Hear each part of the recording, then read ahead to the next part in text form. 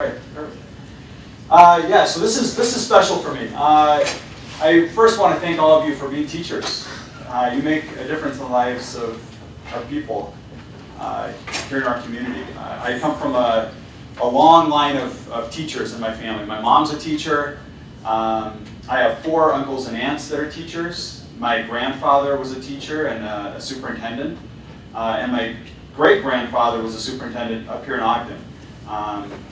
Thomas Ole Smith, T.O. Smith, there's an elementary school somewhere that's, I think, named after T.O. Smith. I love, and I actually thought of being a teacher myself for a long time. So I really appreciate all the work that you all do. Ogden's special. My great-grandfather was here. My grandfather was born in Ogden. I've actually only been to Ogden maybe 4 or 5 times, so I don't know Ogden very well, but it feels, when I come here, it's like, yeah, like there's something here that's part of me. So it's really, really special to be up here in Ogden. So these are 2 women that had an impact in my life. These were 2 teachers of mine. I'm getting older, so Mrs. Hicks, she taught a class called Outdoor Clothing, and she was probably in her 40s at the time. So those of you in this room that are in your 40s, you're going to get older, and your students will get older too. She played an influence in my life. I have an outdoor brand. I never would have guessed when I was in high school when I was learning how to sew, and I ended up spending a lot of time on a sewing machine, making my own clothes and sewing my own bags, and pretty soon I had all my friends asking if I could sew them clothes and sew them different bags, and I kind of discovered something that I loved, which was creating.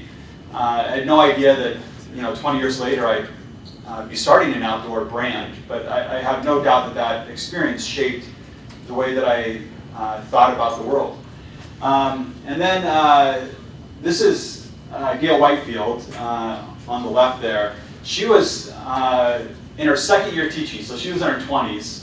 And not much older than us as students. And she was awesome. She taught a class. She's a coordinator, like a CT coordinator in, I think, Jordan School District now. And I've gone to speak at her class a few times over the years. And but she taught a marketing class and a finance class when I was a senior in high school, and I loved that experience in that class. And it was really some of my first exposure to business. I had come from a family that had done a lot of business, and so I really enjoyed that class. And I was in DECA, and we went to like a state competition. And anyone here involved in DECA? Yeah, DECA's awesome. It was really a great experience for me. I went to the state, I guess a state competition of some kind. I don't really remember. I just remember I was excited because I didn't have to go to school that day. I was, looking back, like I was still figuring out who I was as a student, and I knew that I wasn't the student that was getting a 4.0 every single quarter. I couldn't. For some reason, I couldn't make myself sit down and study for too long. I see now, I was just very entrepreneurial, and but I was spending my time starting the fishing club, much to my mother's dismay, and sewing gear and planning adventures and stuff. So not much has changed. That's pretty much my life now as well. Mrs. Whitefield saw something in me, and in the state competition, I think I was goofing around a little bit with some of my friends, and in some of the competitions I'd done well, and she kind of came down on me and said, Davis, if you actually tried, if you actually put more effort into something, you'd actually be really talented at this. And it's something I'll never forget. I mean, this was 25 years ago, but that conversation for me was kind of like a slap in the face a little bit of wow, maybe I need to work a little bit harder and be a little more serious than I was. And so these are 2 women that really impacted my life. And so I know that all of you are having an impact on people as well. And Mrs. Whitefield, I'm in touch with her, but I've actually never talked to Mrs. Hicks since I was a senior in high school. She has no idea. So there's probably many students that you've impacted that they remember you, and they'll remember you for the rest of their lives, and you may never even find out about it. This is my dad, not this guy. But you know, my dad was an adventurer, and when I was 4 years old, my family moved to Latin America, and as Rob mentioned, like we did, you know, crazy stuff. We made our own raft and floated the Amazon River, and we'd go survive on uninhabited islands. We'd make our own spears and bring no food, and you know, spear fish and eat coconuts to survive. I thought this was normal behavior, and I really, you know, during my childhood, I developed a deep sense of love for adventure and cultures and languages. My family didn't have a lot of money, but we had this really unique experience of living in a number of different countries in Latin America. And I think more importantly than developing a love for the outdoors, I developed a deep sense of empathy for other people. As little as we had as a family, it just seemed we had so much more than everyone around us. And I knew from the time I was a kid how lucky I was. One of my earliest memories as a 4-year-old was seeing children that were my age, 3 or 4 years old, that were standing on the sides of the street completely naked. And as a 4-year-old, I started recognizing how lucky I was. And it wasn't because I was smarter, it wasn't because I was harder working or more ambitious or more deserving. It was because of where I had been born. No other reason. And so from the time I was a kid, I knew that I wanted to find a way to use my life to help other people. And I ended up moving back to the US, high school age, went to high school here, and that was a bit of a shock coming here. And but I quickly wanted to get back to Latin America, where I'd grown up. And when I was in college at BYU, I found an internship where I could go to Peru and I could work for a nonprofit. It was an unpaid internship, but I was so excited to go and try to have an impact somewhere. And so I went to Peru, and I went to a little city called Cusco. I don't know if anyone's been to Peru before. Has anyone been to Cusco? A few of you, yeah. It's a pretty amazing place. I know what you're all thinking, Cusco, you're thinking like Emperor's New Groove, the llama.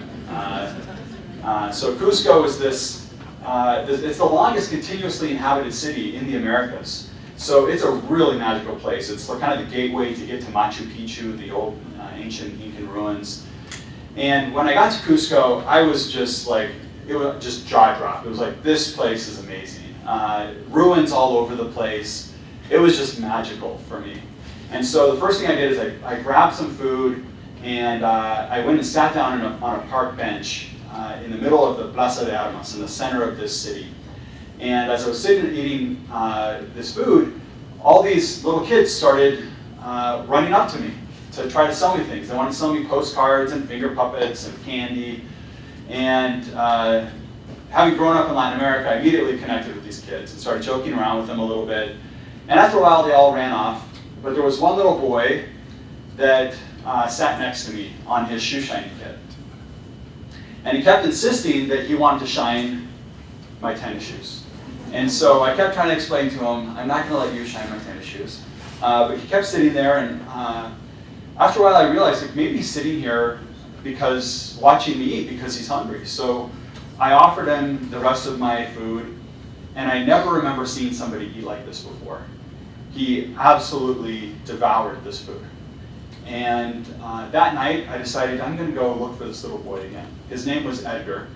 He was 9 years old. He was always easy to spot because he had a hole in the butt of his pants with no underwear on.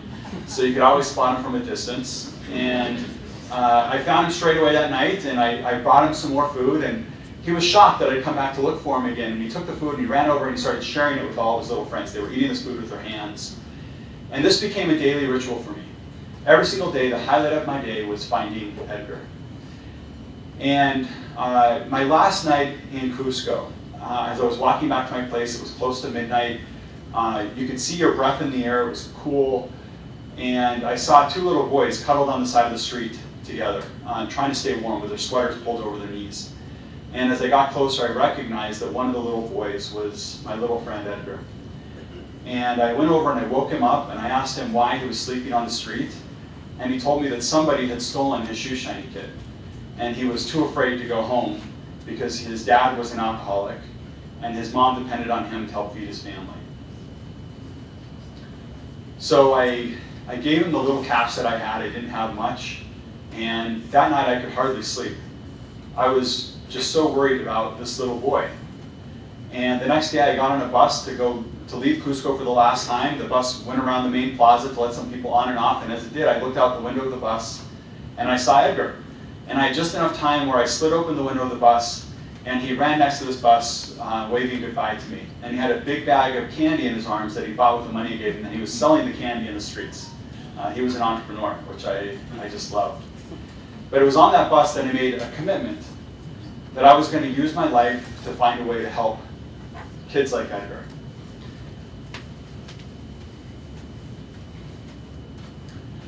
So I got back to college, and I read a story about a man and his wife, Steve and Betty Gibson. And Betty was an educator, Steve was an entrepreneur. And he had sold his business, and they were about 60 years old. And instead of going and spending the next 30 years of their life hanging out on a beach in Hawaii or something, they went and bought a large home in the Philippines, and they started housing 25 people at a time in this home. And they went and lived in a little small apartment nearby. And those 25 individuals, they would teach them how to start their own businesses. They would teach them for 2 months in residence how to become entrepreneurs. And when I read this article about Steve and Betty Gibson, it was so inspiring to me. I actually cut out the article and I put it in my clear-faced binder at school that I walked around with for like 4 years at BYU. And I'd see it every single day. Every day was a reminder to me of what I was supposed to do at BYU and college. I was supposed to discover what talents I had and figure out a way to use those to help other people.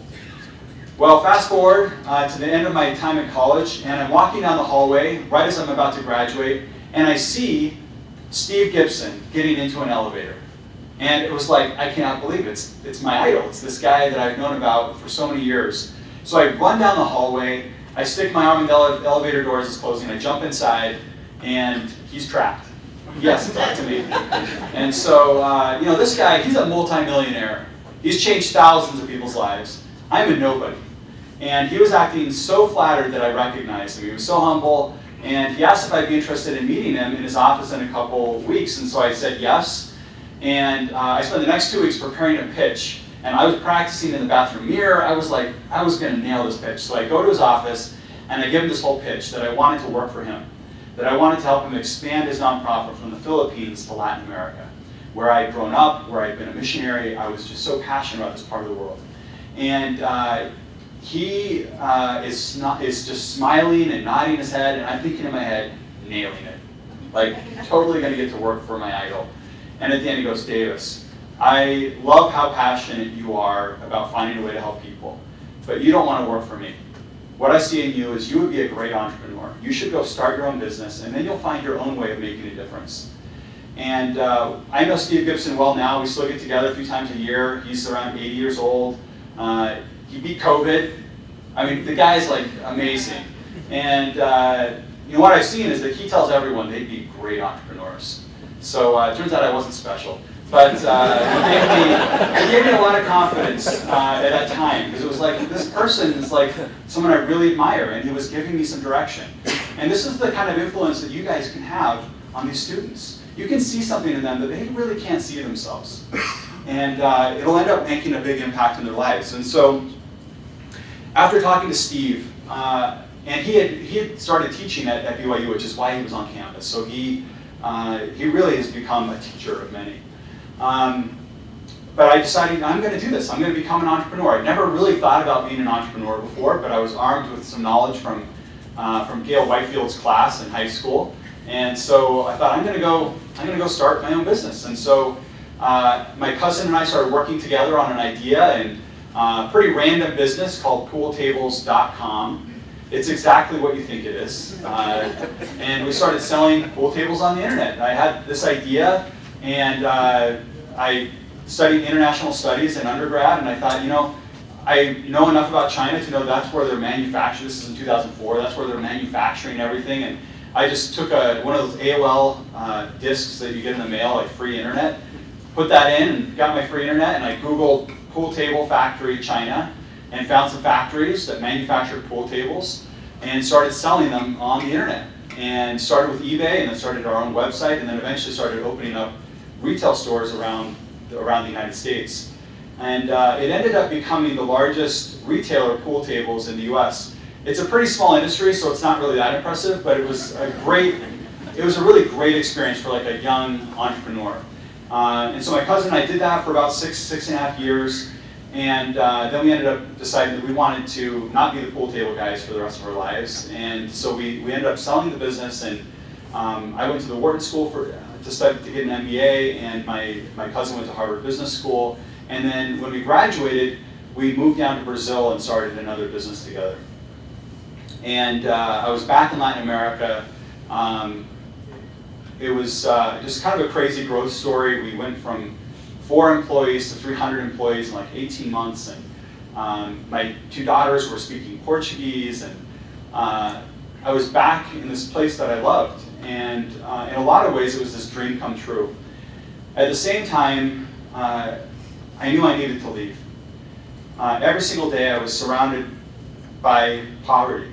I was seeing little Edgars all over the place. And it was stirring something inside of me that I knew I needed to do something more important. And so one night as I was laying in my bed, I had set a New Year's resolution that year in 2013 that I was going to change somebody's life.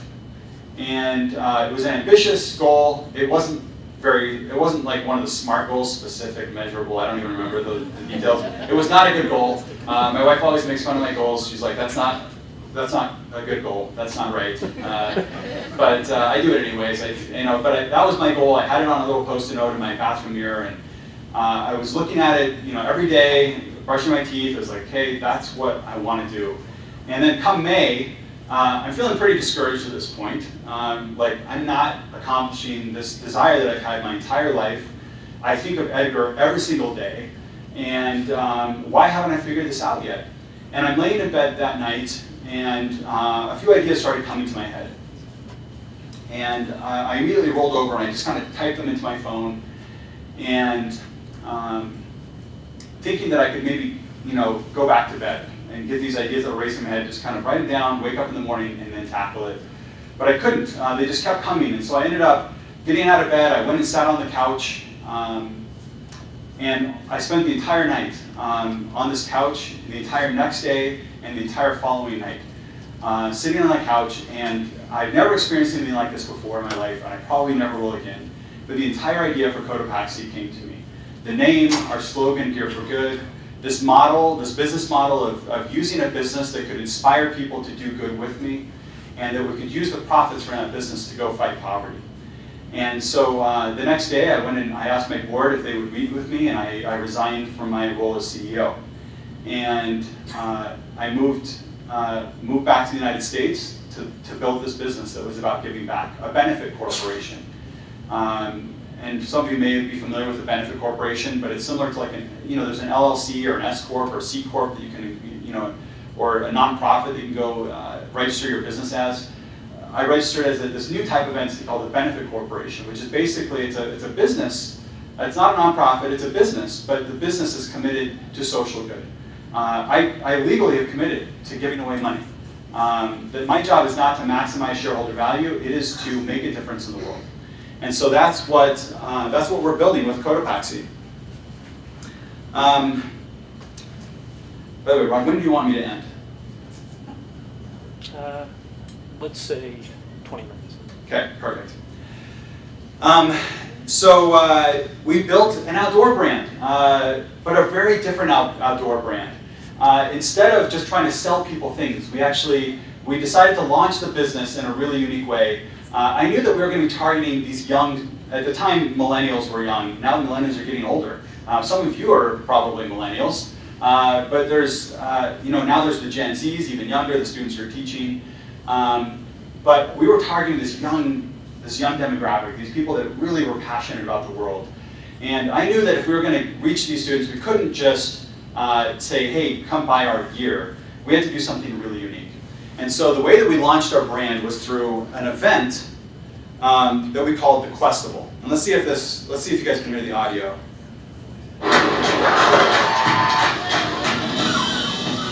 So as part of this event, people would form a team of up to 6 people.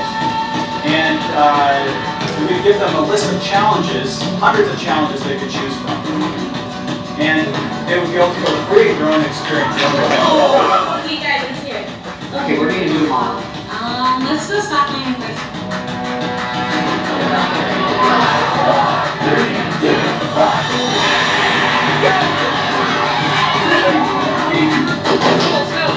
We should go to the canyon first.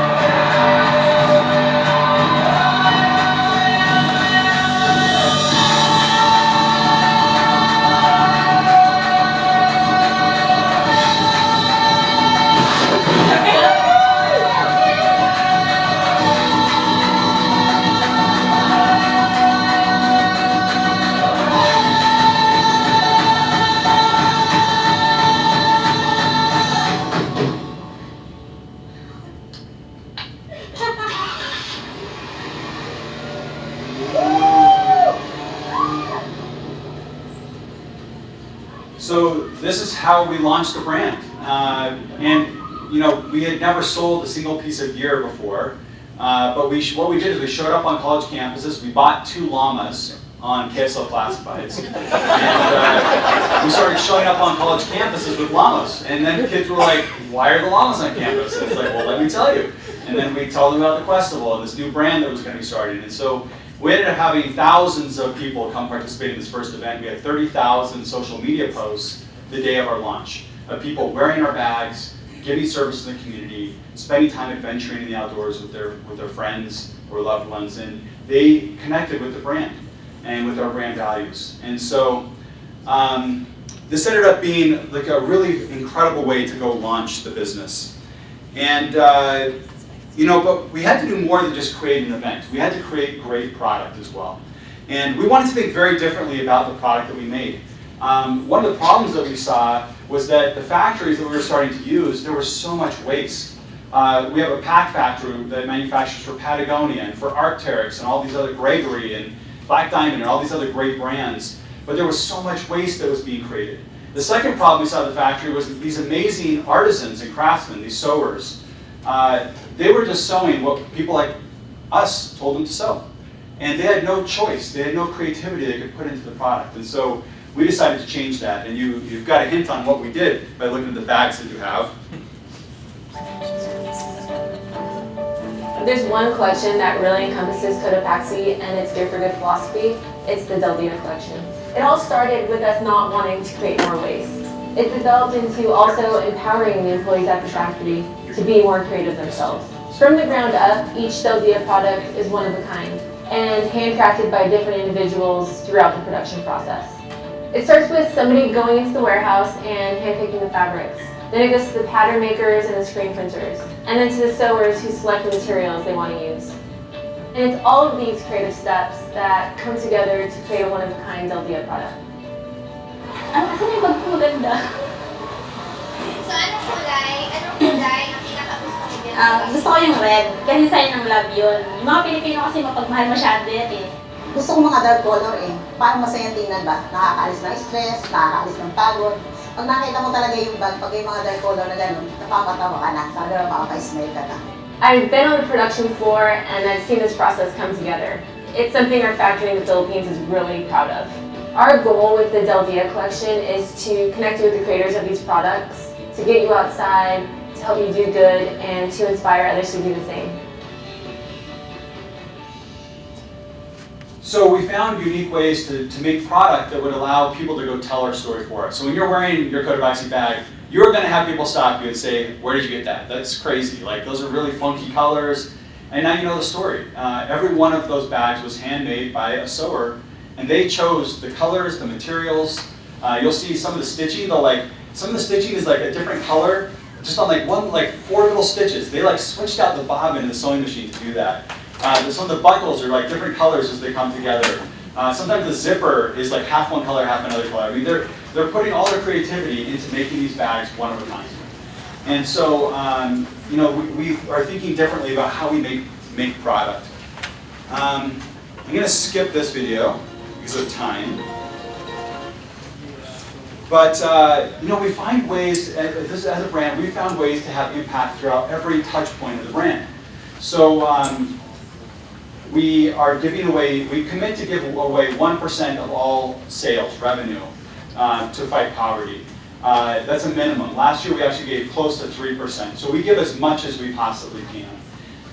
But beyond the giving that we do, like last year we directly assisted 822,000 people living in poverty. This year we're going to surpass 1 million people. But beyond the grant giving that we give, we also have impact to our supply chain, like I talked about. You know, we have factories where, in every factory we do something different. We go talk to them. We don't have like a cookie cutter thing. It was like every factory, this is what we do. We talk to them about their needs. We have one factory where we have a program where we pay for an after-school program where they teach their kids English and computer skills. We have another factory where we built a community garden where the factory workers can go take fruits and vegetables back home to their families at night. Every single factory we have a different social program that we work with. One of the other cool things that we do, like I mentioned, we do grants. This is an amazing nonprofit that we support called Educate Girls. You know, there's a number of places in the world, including India, where the education of girls is not valued the same as it is for boys.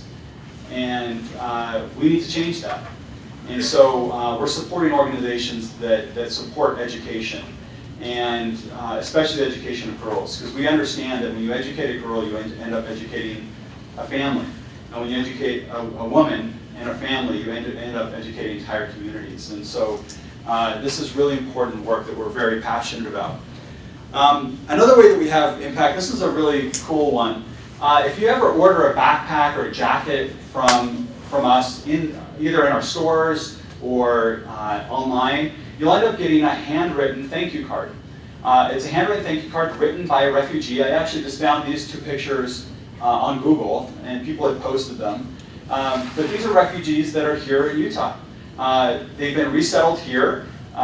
When they arrive, they're still learning English, so they write the thank you card in their native language. And they join a job club that Cotopaxi created where we work with these refugees and teach them how to, our team volunteers teach how to create a resume, how to do a job interview, and they get their first job writing these thank you cards. They can do it at home, so I'd probably say like 75% of them are women, and so they can do this in the nights or evenings when they have kids, and so they can make pretty good money. So we've had over 100 refugees go through this program. This is an application for one of the earliest applications we had when we first started the program for this card writer program. And we had this refugee that in this application we said, tell us what makes you unique. And she said, my name is Muke Bao. I'm from Thailand. I speak 4 different languages. I was born in Thailand. I like to play soccer. I am a strong woman. And anyone who has met a refugee knows that this is true. This is in Syria about 5 years ago. During a devastating civil war, millions of people left without homes, fleeing for their lives. This is this week in Afghanistan. Families that are desperate, willing to do anything to live in freedom. Many refugees are willing to risk everything to start a new life. These are Syrian refugees that were, they gave their life savings to smugglers that would bring them on boats across the ocean to try to live in a place where they would not have to risk being killed. This next picture you may not want to look at for those of you that are sensitive, but this was a famous image of a child that didn't survive one of those boat trips. Thousands of people have drowned in the ocean trying to cross the sea. And this is what they arrive at, a refugee camp. This is a refugee camp on the border of Syria and Jordan called Zaatari. And Zaatari has almost 100,000 Syrian refugees. And this used to just be desert a few years ago. And they live here now. And this main street down the center right here, they call this the Champs-Élysées, named after the famous shopping street in Paris. And when you go there, there are 1,400 small businesses. Men that are making furniture out of scrap pieces of wood, women that are sewing wedding dresses or making little restaurants. They are starting new lives. But the average refugee lives in a refugee camp for 18 years. Only 1% of refugees are ever resettled somewhere else. At this Zaatari refugee camp, one of the highlights for me was at the end of the day, I was kind of on this hill, kind of overlooking a lot of the camp, and all these little kids were following me around because I look weird, you know, tall, bald, white, very, very white, and they were curious about why I was there. I don't speak Arabic, they don't speak English, but we could communicate with each other through our eyes and through our smiles, and instinctively one of these little boys grabbed my hands and flipped off his sandals and walked up my body and did a little backflip. And some of you may have done this with your own parents or maybe with your kids. And all of a sudden, all the little boys lined up to do this. And culturally, girls aren't allowed to touch men. Women don't touch men.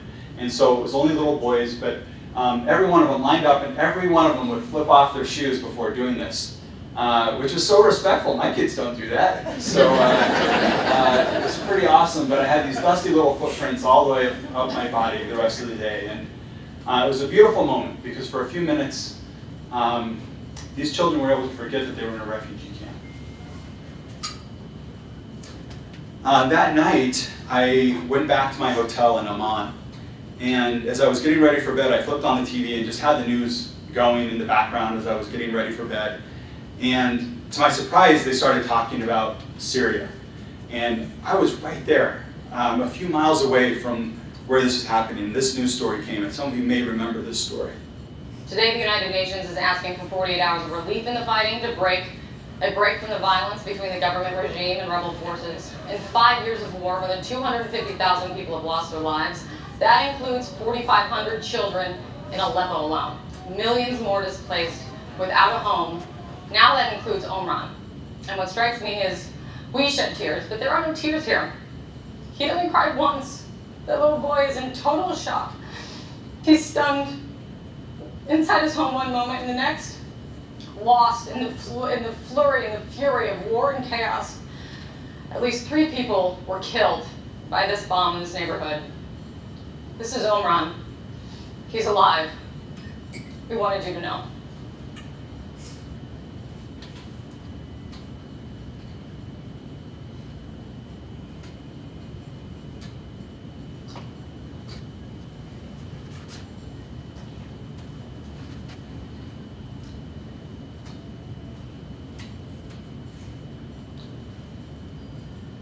So, as I saw this image, it just broke me.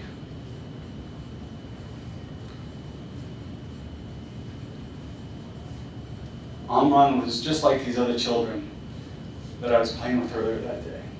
Many of them also from Aleppo. And for me, it hit home the urgency of the work that we have to do.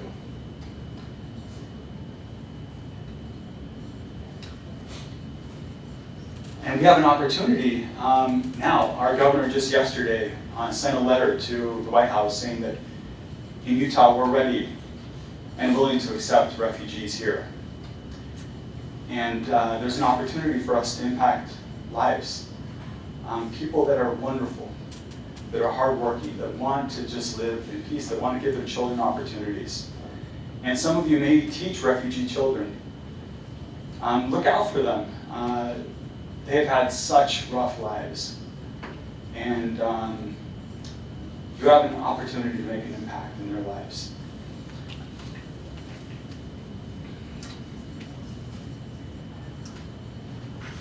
This is one of my favorite quotes by O.C. Tanner, a local businessman here in Utah. He said, "One way to describe a life of service would be to understand that for every right we claim, there is a corresponding duty. And for every privilege, a responsibility." He says, "Yet it is more. It is a heart filled with love and gratitude, such that one feels he could never repay the debt he owes. The only way to free ourselves from the prison of selfishness is to pour out our lives in love and service to great causes and noble ideas." That is what you do as teachers. And you give and give and give. Understanding that, yes, you have the privilege, and because of that, you have a responsibility to give back. But it's more than that. You do this because you love these kids. You believe that you can make a difference in their lives. You're part of a great cause and noble ideas. Some of you may wonder, whatever happened to that little boy, Edgar? And I wondered the same thing for 20 years. It was 2001 when I met him. It was just a month after the September 11 attacks. And a time when I felt pretty hopeless. And many of you may have felt the same way at that time. But getting to know little Edgar gave me hope. And again, I thought of him every single day since 2001 when I met him. And I've always wondered, whatever happened? Did he ever have a chance to go to school? Or, as an adult, has he been married? Has he gotten married? Does he have a job that can support a family? And a few years ago, after starting Cotopaxi, I decided I wanted to try to find out. And so I went to Peru, and I went to Cusco for the first time since I'd lived there as a college student. And I knew it was an impossible task. I only knew Edgar's first name. I knew he was 9 years old in 2001, and I knew he shined shoes. That's it. But I had two images of him. I had one of him sitting on a shoe shiny kit, and I had a little 13-second video clip of him running next to this bus waving goodbye. And so armed with that, I went into Cusco and got the courage to just start talking to random people and showing these pictures. And within minutes, I had a huge crowd of people, maybe 60 people, that were gathered around wondering why the tall, bald gringo was speaking Spanish and showing this picture. And someone in the back of this crowd started calling out and saying, I know who that is. That's my best friend. And he started telling me that they'd grown up on the streets together, selling shiny shoes and selling things. And this guy had a big portfolio of art that he was selling. He was selling artwork in the streets. And so we walked over to a payphone. I put some change in. He dialed this number, and someone answered the phone. And I said, I'm looking for Edgar. And he said, this is Edgar. And I was like overcome with emotion. And I was like, there's no way you're going to remember who I am. But you may remember a night when you were 9 years old when someone stole your shoe shiny kit. And there was silence for a second. He says, are you the one that gave me the money to help me buy a new kit? Are you the one that used to find me? And it was like, yes, like that's me. And so we got together the next day, and we spent the entire day together, embracing. And he told me his life story, and he wanted to tell me how he wanted to show me his home. He's like, I built my own home. I want you to see it. And so we went up in this little bus up into the hills of Cusco and walked up the side of this hill to get to his house. And he told me on this journey about his life. And his mom had died giving birth to his younger brother when he was 11, when Edgar was 11. And his dad died of alcohol abuse about 2 years later when he was like around 13. And he's raising his two younger siblings. And he's married and has a cute little boy. And but when we got to this house, it was a house made of mud. And the toilet was a hole in the ground. And there was a part of me that was so discouraged to see how he was living. There was another part of me that was bursting with pride because he was so proud. He was so proud of what he had. And so we started talking about what his dreams were, what his ambitions were. He told me that he'd always dreamed of being a tour guide. Because he's like, I've learned English speaking to tourists my entire life. I know Cusco better than anyone. He grew up on the streets. And he's like, but it's a 3-year program. He's like, it's too expensive. I have no way of really doing that. And he's like, I never really had a chance to go to school. He's like, I didn't even learn how to read and write until I was a teenager. And but we put together a plan, and I told him if he did well in school, that I would help him pay for this 3-year program. And so I started getting pictures of report cards. By the way, he's one of the most active Facebook users on the planet. So we are very in touch every day almost. And but he sends me these report cards, and like he does pretty well most of the time. You know, not all the time, but he's done pretty well. And last year he was graduating, and I was so excited. He was going to become an official tour guide. I was going to go down for the graduation, and then COVID happened. And of course that changed everything. And the first week of May, he reached out to me last year and said, I'm so embarrassed to tell you this. I don't know what to do, but I need help.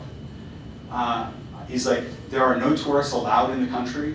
There's no work. I can't sell anything in the streets. I can't give tours.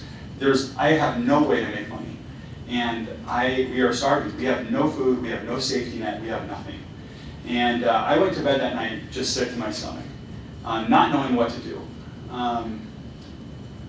You know, do I send him money? And then anytime he has a problem, I'm that person that just has to send him money? Like, that didn't feel like the right thing.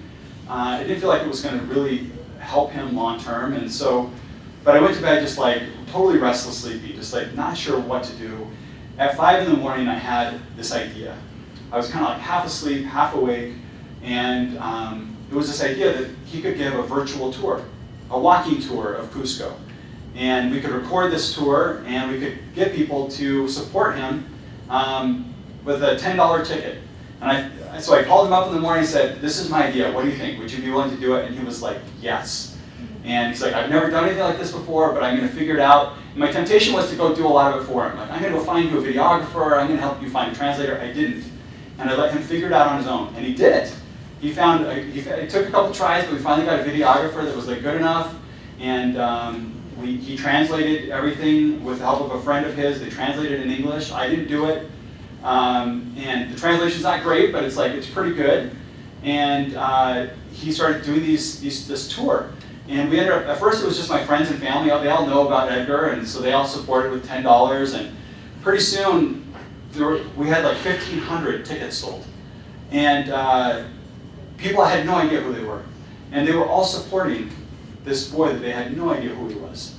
But this was like, this gives us hope in humanity, doesn't it? Like, during the middle of a pandemic, everyone's suffering, but people are worried about this person. And so he's now started his own little business, Edgar's Tours, and he's giving tours like in person. Now people are starting to come back, and he's an entrepreneur. And he told me that what he wants to do is he wants to use the profits from his business to help kids that grow up like him in Cusco. And so he's going to be changing the lives of other kids like him there. And so, my question for each of you is, who is your Edgar? Who is the person, the child, or the thing, the mission, that will inspire you every single day to look beyond yourselves? And you have such a unique opportunity. Usually I'm talking to business leaders, and I have to convince them to go out and change their mindset, to do good, that it's not just about making money. You all understand this better than most. You're already touching lives. And so my only encouragement would be to look for these Edgars in your classrooms. Those kids that maybe need a little bit of extra help, a little bit of a nudge. Sometimes, like Mrs. Whitefield gave me, a little bit of a chastisement of, taking things a little more seriously, because she saw something in me. So that's my hope. And I, again, want to thank all of you for the good work that you do every single day. What you do matters. The work that you do impacts real people. It impacts lives. Thank you very much.